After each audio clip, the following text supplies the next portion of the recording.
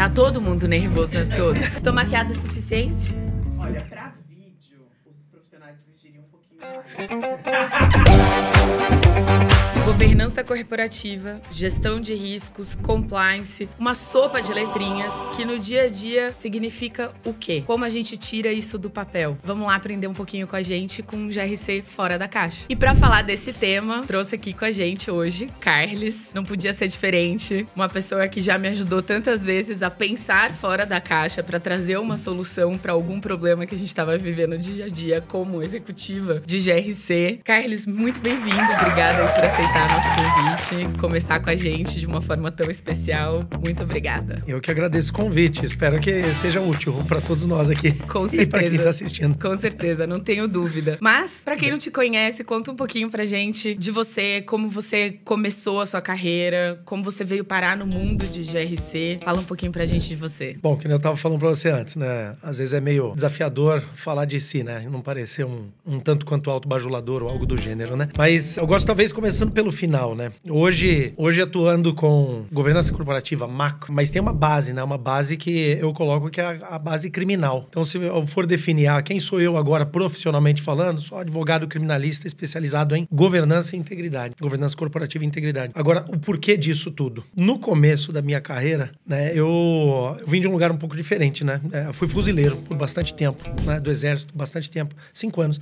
E nesse período, eu trabalhei também na parte de assessoria jurídica, né? Do batalhão que eu servia e tudo mais. E trabalhava com conformidade. É engraçado, né? O nome até da função de conformidade diária. Tinha que avaliar se os processos de compras e de aprovações foram realizados de forma adequada pelas áreas que realizavam aquilo. Então, bem interessante, assim, que depois de isso daí nos anos de 2000, 2001, 2002, em diante, 22 anos depois, a gente trabalha com isso de novo. Mas, quando eu saí de lá, aliás, eu acho que é legal pegar um takeaway, né? Dessa fase, que eu acho muito importante para hoje em dia, é a visão de liderança, né? Então, tem até um dizer, né, muito emblemático, né? Que a tropa é espelho do guia. Então, sempre que eu pego alguma coisa de indevido, uma investigação que eu vou fazer, um processo de apuração, eu falo, tá, beleza, aconteceu algo de errado, mas onde estava o líder? Onde estava a líder desse negócio? É bom saber se estava distante, se estava muito atribulado e não viu, se não estava vendo porque não queria ver, né? Então, tem que entender qual é o papel do líder. Então, isso daí, nesse período da vida, eu acho que um dos principais takeaways é isso, né? É a liderança e o papel dela, né? Para que as coisas aconteçam da forma como a liderança entende adequado. Pode ser ruim, pode ser bom. A liderança que define.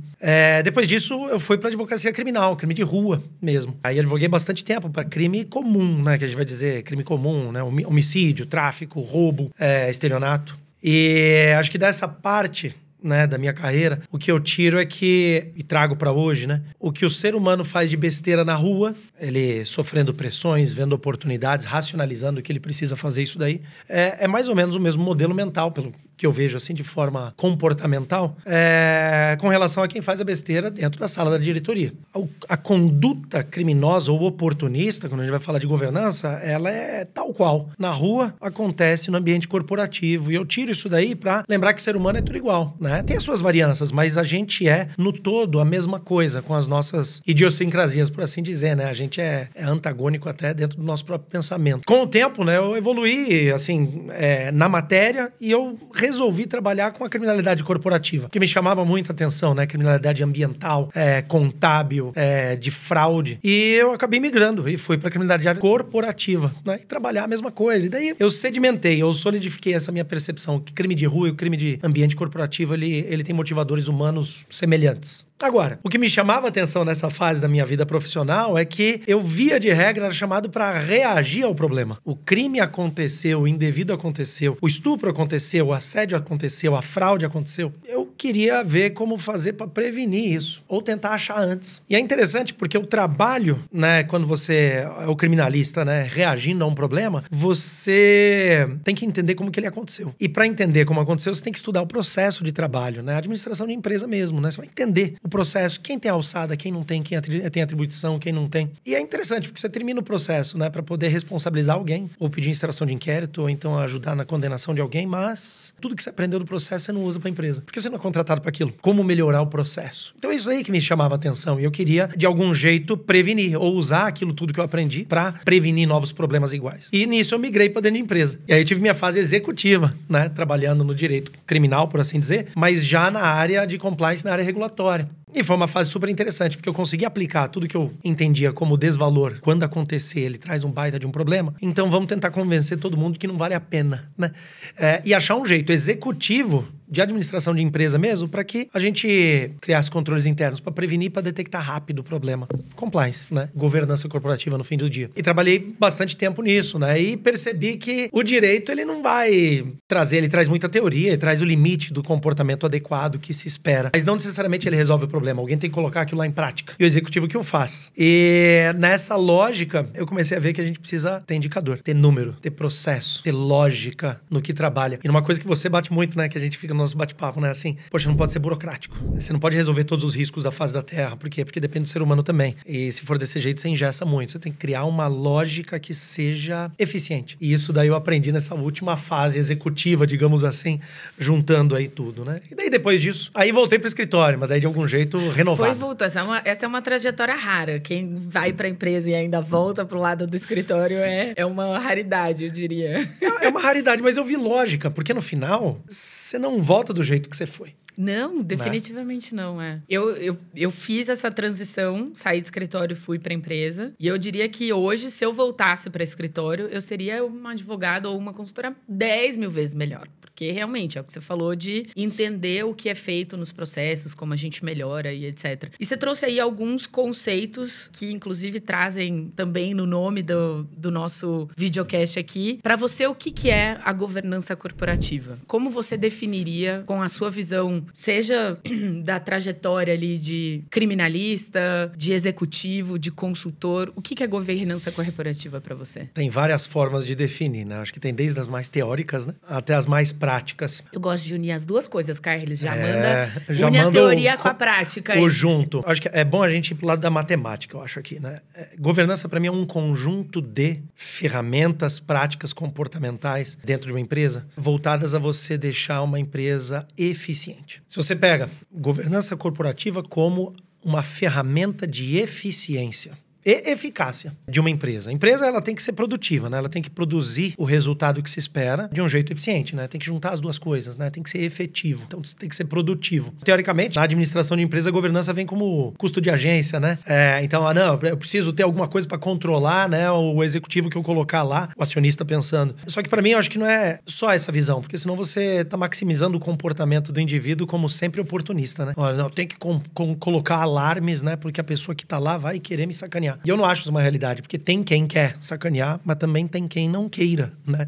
E quem não quer sacanear. Então, como é que você cria um tanto de alarmes e controles maximizando uma conduta oportunista? Eu acho que não faz sentido. Você perde dinheiro nisso, perde velocidade nisso. Então, necessariamente, precisa modular. Modular significando, tem que ter controles, tem que ter uma governança que seja capaz de identificar o oportunista, mas de dar velocidade para aquele altruísta, para aquele que quer fazer do jeito certo. O administrador serviu para o propósito dele. Então, para mim, governança é um conjunto de práticas para tornar a empresa efetiva, produtiva, ou seja, eficaz e eficiente ao mesmo tempo. Quanto mais eu investir em governança, mais caro vai ficar a governança. Claro. Então, tem um ponto ótimo para você conseguir alcançar uma eficiência e uma burocracia necessária, por assim dizer. Eu gosto da ideia do ponto ótimo, né? Entre a gente ter os controles necessários para mitigar os riscos, que já vamos partir aqui até para o próxima pergunta, e o que precisa realmente acontecer na empresa na velocidade que precisa acontecer. Então,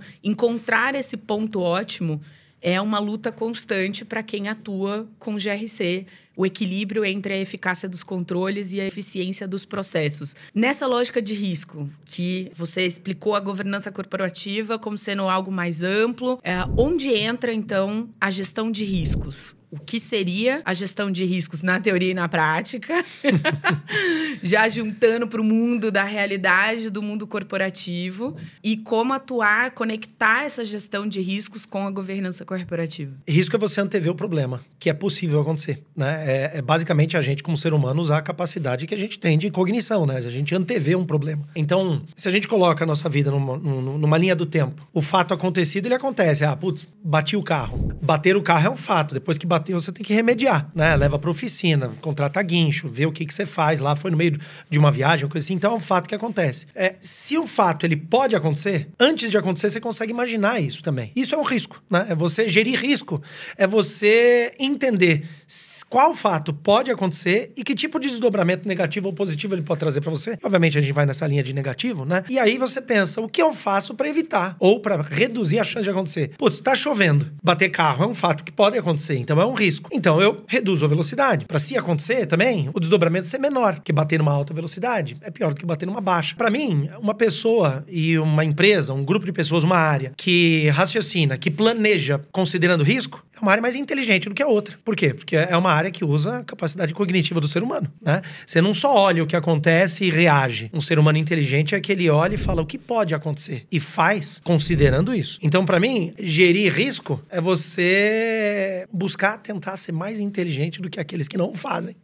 E com isso, salvar dinheiro, ser mais eficiente. E é interessante isso daí. Eu acho que... Eu tava lendo um livro, Outliers, né? Malcolm Gladwell, acho que é o autor, né? Livro antigo.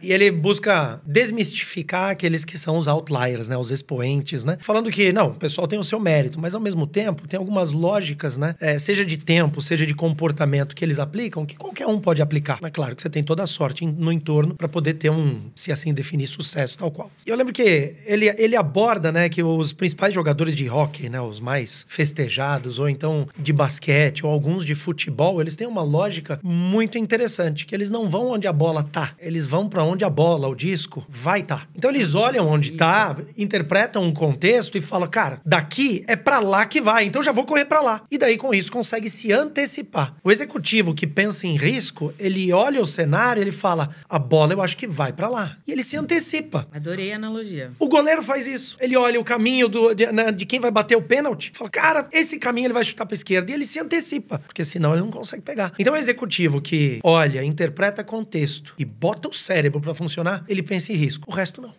Muito bom.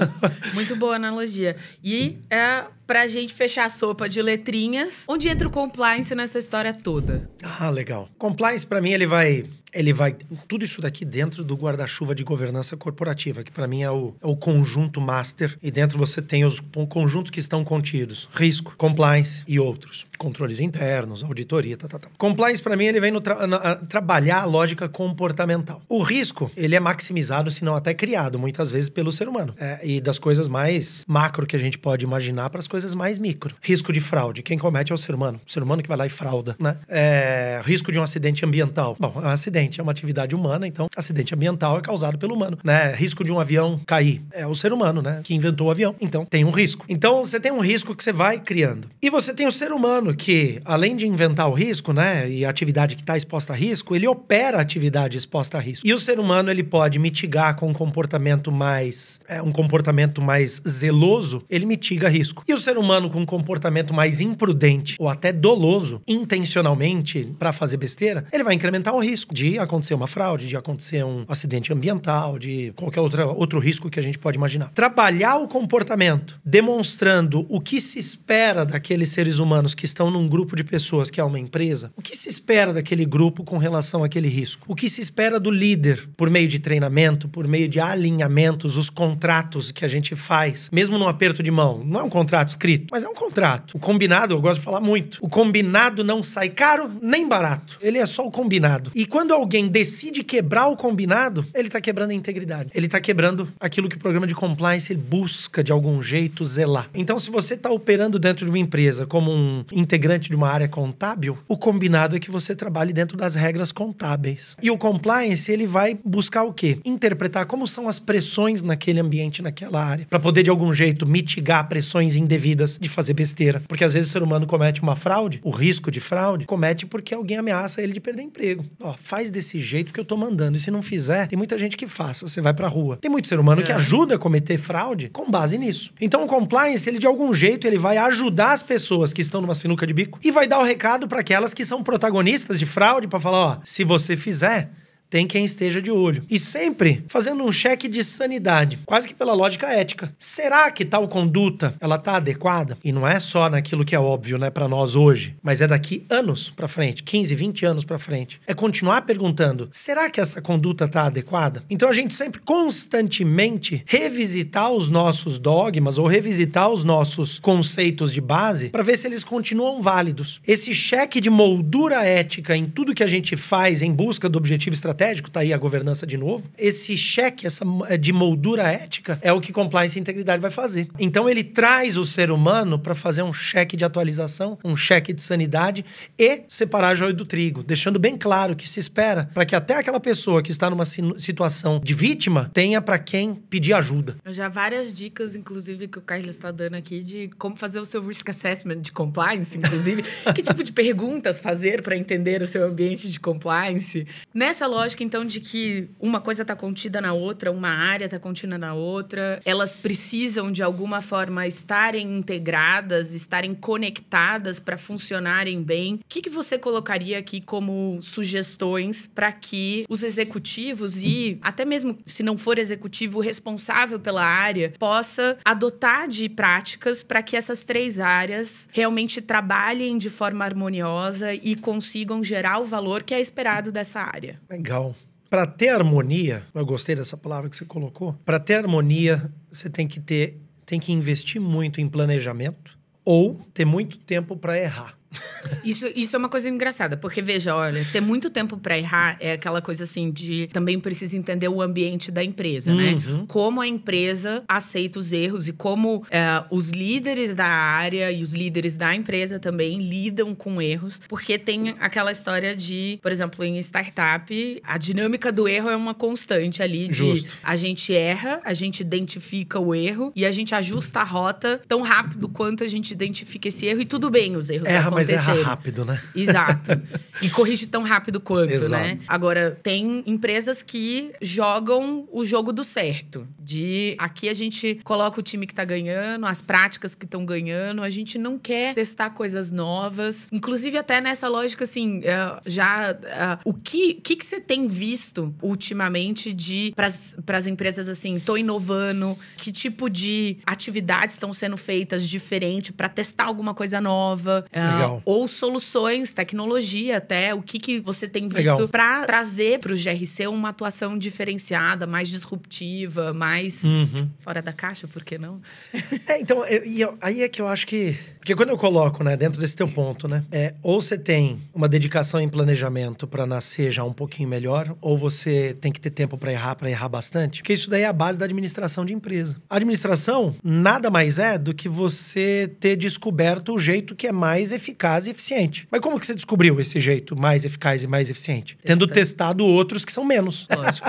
Então você vai numa constante o quê? Melhoria contínua. Então quando você pensa, melhoria contínua é a base metodológica da administração de empresa. Girando lá um PDCAzinho, né? Que seja na sobrevivência, planeja, executa, checa o que você fez e age na melhoria. Né? Claro que mais evoluído hoje, em 8 tempos que seja, mas tem várias metodologias para isso. E por que eu digo, ou você planeja ou você tem tempo de errar? Quando a gente olha todas as áreas, que não são áreas, assim, são matérias, que você pode segregar ou não. Você pode colocar tudo dentro da mesma área. Só tem que identificar conflito, que eventualmente tenha. Mas eu acho que você pensar em uma forma que você junta as pessoas que estão nas pontas dessas áreas de controle para conversar e agir em parceria com quem está na ponta da linha, com quem é a ponta da lança, quem vive o risco, você trabalhar de forma conjunta, parceira e de forma transparente, isso daí é você criar um plano de abordagem que você considera controle e eficácia, né, digamos assim, da atividade empresarial ao mesmo tempo. E isso daí, por mais que seja óbvio, eu posso colocar que a minoria das empresas que, pelo menos na minha experiência, de novo, não é uma pesquisa científica aqui, mas colocar as áreas de controle trabalhando junto com as áreas ponta da lança de negócios, né, para desenvolver soluções em conjunto nessa complexidade que é, hoje em dia, a atividade empresarial, eu acho que é a principal dica que a gente pode colocar. É você não trabalhar só, eu entendo do negócio. Não, jurídico é da área jurídica, eu não entendo disso, deixa eles resolverem. O jurídico vai pegar e dizer, não, eu entendo do jurídico, eu não entendo nada de negócio. E daí você fica nessa coisa bipolar, né? Polarizada, por assim dizer, até bem atual nessa lógica. Sim. Não, eu trabalho com compliance, eu só quero fazer o certo, mas eu não entendo como pegar e vender esse negócio mais rápido. E vice-versa, a gente não vai resolver. O que a gente precisa é caminhar para o meio. Caminhar para o meio para que seja um valor o vendedor entender de vendas e da regulação sobre a venda que ele executa. Ser um valor. O advogado, ou o compliance officer, ou qualquer pessoa de área de controle, eventualmente, ela entender como se faz negócio naquela empresa. E, eventualmente, por que não? Ser capaz de fazer job rotation com pessoas da ponta da linha final. Quem está dentro da empresa é executivo. E se é executivo, ele pode ser executivo de uma área técnica, mas ele também pode pegar e migrar para uma área de administração, uma área de vendas, né? Na famosa carreira em Y, né? Você pode virar especialista, áreas especialistas, ou então área de gestão. Então, você pode fazer isso daí também na área, não necessariamente no teu trabalho só, né? Na tua expertise. E então, a gente ser mais versátil dentro da empresa e se despir de dogma até, né? Não entendo de direito. De novo, o vendedor, o cara de compras, a moça de vendas, tem que ver valor naquilo que a área de controle, a área de suporte traz. Por quê? Porque uma coisa sem a outra não funciona. O mundo é muito complexo. E o mundo complexo, multidisciplinar, ele cria problemas multidisciplinares. E é antiquado alguém imaginar que sozinho consegue endereçar isso. Por isso que você tem que ter uma equipe diversa. E por que diversa? Porque uma mente só tem limitação cognitiva. Estudou direito, estudou administração, mas não estudou risco, mas não estudou compras, supply chain. Então, quando você tem um problema, você tem que ter gente capaz de endereçar essa multidisciplinariedade com diversidade. Eu gostei da palavra o antiquado. Tem algum caso prático aí que você, recente, que você possa compartilhar com a gente, que você sentiu que algum cliente estava indo numa linha de um GRC mais antiquado, que você falou, olha, deixa eu te ajudar a trazer isso daqui para uma realidade mais diferente, inovadora, nessa linha do disruptivo, de pensar o multidisciplinar, o diverso, aplicado para o GRC? Exemplos tem vários. Eu não tenho dúvida, te conhecendo. Mas pensa naquele que você pode contar, que a pessoa que tá ouvindo vai falar, o Carlos contou a minha história. Não, tem que ser genérico o suficiente para não se identificar, né? Mas assim, soluções antiquadas na gestão de risco. Solução antiquada na gestão de risco é a pessoa de risco querer mapear risco sem envolver as áreas e sem deixar bem claro que a área é a dona do risco e que a solução que a área der é a melhor. O gerente da área de riscos tem que ser facilitador e engajar o gestor do risco lá da ponta em enriquecer o modelo dele para ele poder ver os gaps e os hiatos, né? Então, uma solução bacana, né, que foi criada num determinado cliente é trazer o dono da área, o dono do risco lá da ponta, para que ele ou ela apresentassem o risco que eles reconhecem e o plano de mitigação do risco. Eles são os donos. E o gerente de riscos da área de riscos técnica, né, ser o facilitador para criar um modelo de mapa de risco para todo mundo, né? Antes, a área de riscos estava querendo mapear o risco da empresa como um todo, sozinho. E meio que apontando o dedo. Tal pessoa faz besteira, tal pessoa faz besteira. E não é a melhor solução. Por quê? Porque você gera um problema de nós contra eles. Nós contra eles, polarizado ou bipolar que seja, e não resolve. Cada um fica discutindo. E daí vem aquela discussão até do livro, né? Quem mexeu no meu queijo. Porque se alguém vem pra cá, outro fala, para de mexer, porque isso daqui é meu. E aí fica naquela coisa política e de poder e de resultado ele é menor, né? Outra solução antiquada que eu vi, que a gente pôde influenciar positivamente, processo de compras. A área de compliance querendo criar um processo de compras, um melhor padrão, mas não envolveu compras, não envolveu legal, não envolveu a área de operação. Poxa, daí você pega e cria um processo que ele é bonito, você olha e fala, pô, aqui ninguém vai fraudar. Aí eu olhei aquilo, eu falei, mas também não vai comprar. Porque você vai passar 40 dias para poder achar um para fornecer alguma coisa. Legal. Mas e se for uma máquina parada e a tua urgência é de um dia? O que você faz? Então, você tem um processo bem desenhadíssimo, ele é péssimo, bem desenhado. Por quê? Porque ele não atende à necessidade da empresa. Então, você só vai conseguir entregar aquilo que a empresa precisa se você pedir o waiver toda hora, vai passar o processo toda hora. Então, você tem que ter previsto a exceção. Você tem que ter previsto o não dá para fazer do melhor jeito, então vai do melhor jeito que dá.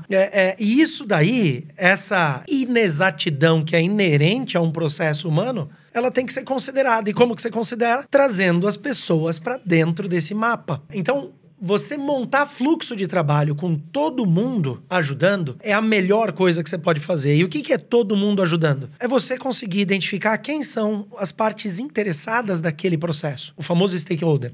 Então, processo de compras. Quem é stakeholder desse processo de compras? Traz para dentro. E aí desenha o processo. Então, isso daí é uma abordagem de melhoria contínua, colaborativa. E não eu sei de tudo porque eu estudei mais, então faz o que eu digo que é melhor. Aí é impositivo. É autoritário. Isso não resolve. Por quê? Porque você tem limitação cognitiva. Você só sabe o que você vê. Você tem que trazer mais gente para ver o que eles veem também e daí melhorar. Então, esse desenvolvimento colaborativo do processo é muito bom. Na parte de medida disciplinar, outro exemplo que dá para dar. O pessoal muito fala, tem que ter uma matriz de gestão de consequência. Fez besteira, tem que punir. Fez besteira, tem que punir. Isso é velho. Isso é velho. Mas isso não traz o valor necessário. Traz para a sociedade normal, né? Macro sociedade. Cometeu um indevido, vai preso. Essa é a solução. Então só aumenta o número de normas que punem pessoas e pune pessoas. Isso já aconteceu na década de 90, a inflação penal no direito penal. Agora a gente está fazendo isso dentro do direito corporativo ali, né? Vamos pegar essas afrontas à dignidade humana, né? Então, atos de racismo, atos de misoginia, né? Você tem o racista, o misógino, o machista, todos os ismos que você pode imaginar, né? Você tem essas condutas, inclusive até criminais. Tem que bater firme, né? Para dar um exemplo e tal. Agora, você tem aquelas outras que a gente fala muito que são internas, né? Assim, são culturais. E não é racionalizando. Mas você tem uma diferença de uma para outra. E no meio do caminho, você tem as graves, as muito graves, mas nem tanto. Vai descendo até aquelas que são meio graves, até chegar aquelas que têm uma menor gravidade. Mas elas acontecem muito. E tem um termo que eu achei muito bacana, né? Estudando esse tema, né, que são das microagressões. A microagressão, ela é uma agressão, tá no nome, mas ela é micro. Ela não é aquela agressão que tem o mesmo peso de uma agressão macro, né? Mas ela tá lá, que nem uma alergia. Alergia é uma doença, mas não te leva, né, pra morte ou pro leito, né, de morte em um mês. Mas ela tá lá, e ela constantemente incomoda. Essa microagressão, se a gente dentro de uma empresa, suponhamos que você tá dentro de uma empresa que tem 50 mil colaboradores, e daí aquela microagressão, ela acontece numa área. Aí você pode pegar e falar, não, demite a pessoa, manda ela embora. Beleza, aí essa pessoa vai embora. E digamos assim, por um infortúnio da sorte, né, a falta de sorte, aquela pessoa, ela sai da empresa e ela é machista, né, vamos dizer assim, essa é a conduta indevida dela, e ela consegue emprego numa outra empresa tão grande quanto, mas que fica no mesmo prédio. E ela vai encontrar todo dia no elevador aquela pessoa que fez a denúncia. E ela todo dia no elevador, ela vai poder ser machista também. Por quê? Porque ela não tá mais na mesma empresa. Então, o que a empresa que apenas puniu fez? Ela pegou aquilo que era indevido e deslocou, mas não resolveu. Não ajudou a resolver o problema, né? Então, será que só punir a solução? Ou a gente precisa educar? Ou a gente precisa corrigir? Trazer a pessoa para aquilo que se espera de um comportamento adequado e dar uma oportunidade de melhoria. De novo, não estou falando da agressão. Eu estou falando daquilo que é o mínimo, sabe? Entre aspas, aquelas piadas indevidas. Tem aquelas que devem ser punidas, mas tem aquelas que a pessoa comete uma microagressão. E você simplesmente punir e não fazer mais nada, vai talvez até incentivar para que continue fazendo em outro lugar. É quase que a lógica, né? No mundo ESG, na parte ambiental, pega o lixo e joga fora. Joga fora pra onde, se o planeta é único? Não existe jogar fora. Você tá deslocando o lixo daqui pra lá. Então, você desloca o indevido daqui pra lá, o indevido vai acontecer. Então, qual é o nosso papel social de resolver? Eu acho que isso daí vincula com compliance. Essa moldura ética, né? Esse cheque de sanidade do que é melhor fazer, você criando coisas mais novas, de você formar aquilo que se espera, é mais atual, né? Não é velho. Pegar aí, pune. né? Parece aquela lógica, né, que tem até sketch por aí que fala, né, tem manifestação estudantil, bala e borracha, né? Não, tudo resolve na violência. Não é, tem coisa que não é na violência, tem coisa que é na conscientização, na educação. E não é tudo. Então, cada solução tem o seu lugar. E hoje a gente atingiu um grau de maturidade social, inclusive micro-social, dentro das micro-sociedades que seriam as empresas, para você conseguir discernir uma coisa da outra. Então, esse daí é o novo para medida disciplinar, por exemplo. Já que falamos tanto assim de novidades, a comparação ou o conflito entre o antigo e o novo, entre o antiquado e o inovador, o que para você é um GRC fora da caixa? Pra gente empacotar aqui o nosso bate-papo, como você vê um GRC fora da caixa? Se eu não me engano, né, o fora da caixa ele tem uma gênese muito interessante, né? Acho que era de teste cognitivo, né? Que o pessoal fazia teste de QI, sei lá, década de 70 ou coisa assim, né? Que o pessoal dava lá um quadrado, né? Eu não lembro direito como é que era, mas a pessoa tinha que conseguir juntar todos os pontos sem tirar... A pessoa que estava sendo submetida ao teste, né? Juntar os pontos sem tirar a caneta do papel, né? Uma coisa assim, né? Com algumas retas. E para conseguir resolver o problema, ela tinha que imaginar um ponto fora da caixa. E daí ela conseguia ir para fora da caixa e terminar, né, o teste com uma reta só, sem tirar uma ou duas retas, sem tirar a caneta do papel. Acho que é muito similar a jogar sinuca. Para você conseguir, né, acertar a bolinha, você tem que extrapolar para fora, né, dos limites da mesa o ponto do vértice, né, do ângulo que você está fazendo. Tudo isso para dizer o seguinte: eu acho que o GRC, para ser fora da caixa, ele tem que ser fora da caixa técnica. E ele tem que ampliar o horizonte dele para o limite dos stakeholders daquela empresa. Então, olha que interessante, talvez agora extrapolando aqui o raciocínio. Você está me fazendo, né, fazer uma ginástica mental aqui. Eu tô vendo a engrenagem aqui, assim, ó. Você tem a área de governança. Muito se fala do governance officer hoje em dia, né? Que é uma pessoa que gerencia os sistemas formais de governança. Mas que às vezes esse pessoal só pensa no sistema formal. É o indicador dele ou dela, né? Claro, é o processo dele ou dela. Tem que falar com o administrador, tem que falar com o diretor, tem que falar com o conselheiro e assim por diante. Aí você pode pegar e entrar numa lógica de que você amplia, né, a percepção desse governance officer ou do compliance officer, dependendo da área que for, ou do gestor de risco, que pode estar dentro dessas áreas. Você amplia para os limites da empresa. Então, é o governance officer ou o gestor de risco, o gestor de compliance, que fala com o vendedor lá na ponta, com o jurídico aqui, com o diretor acolá, com a conselheira acolá e assim por diante. Você ampliou a caixa. Você saiu da caixa governança e foi para os limites da caixa empresa. Mas eu acho que a gente pode ir mais longe, que é o que se busca hoje. É o governance officer, é o compliance officer, é o legal, é o cara de vendas, a moça do conselho, que vai conversar com o stakeholder dessa empresa. Então, você tem um bom mapa de stakeholder para entender o que aquele stakeholder quer de você, seja ele interno, seja ele externo. E você considerar ou desenvolver as suas políticas de governança considerando o que é valor para ele e ela, que está fora da tua empresa. O teu fornecedor. Fraudes, né? Quando você pega fraude grande, em varejista, bem atual, o problema, às vezes ele começa quando você desconsidera o que o stakeholder fornecedor vê como valor para ele, vê como importante. E de repente você sai de 90 dias e fala, prazo de pagamento agora é 200. E ele que se vire. Cara, você quebra dezenas, centenas de empresas só pela mudança do fluxo de pagamento. Salva a área interna da empresa. Fala, pô, agora tive uma baita de uma economia, trouxe retorno, ganhei dinheiro, por quê? Porque eu resolvi o meu orçamento, eu resolvi minhas metas internas. Mas a pessoa lá de compras, ela estava limitada na caixinha dela, empresa. Era uma pessoa limitada também, antiquada. Para ela poder deixar de ser antiquada, ela tem que falar, cara, qual é a externalidade da minha decisão dentro de casa? E parar de pensar só na última linha do DRE, né, demonstrativo de resultado, lucro. Ela tem que pensar também nas outras linhas. Qual a externalidade? Qual o custo social dessa minha decisão? Qual o custo ambiental dessa minha decisão? O profissional de governança, de GRC, governança, risco, conformidade, governança, risco e integridade, tem que conseguir fazer isso também. Pensar para fora dos limites da empresa e saber quem são os stakeholders, as partes interessadas e o que eles e elas valorizam e conseguir demonstrar isso internamente, incentivando os seus clientes internos a fazer o mesmo e exigir o mesmo. Desenvolver política que considera o que está fora. Eu participei de um projeto, olha que interessante.